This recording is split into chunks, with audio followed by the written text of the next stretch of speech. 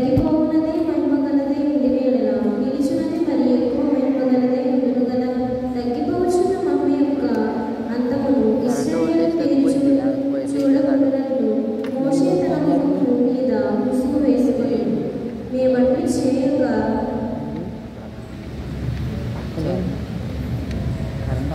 ఇంతటితో నేటి దినం వరకు ఏర్పాటు చేయబడిన పత్రిక వాక్య భాగము ముగిసి ఉన్నది. హల్లెలూయా హల్లెలూయా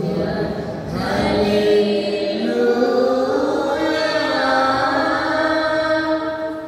సువార్త వాక్య భాగము పరిశుద్ధులైన మార్కు గారు రాసినటువంటి మార్కు రాసిన సువార్త భాగము 7వ అధ్యాయము 31వ వచనం నుంచి 37వ వచనం లేఖనాన్ని మరొకరు వచ్చి చదివి వినిపించండి దయచేసి.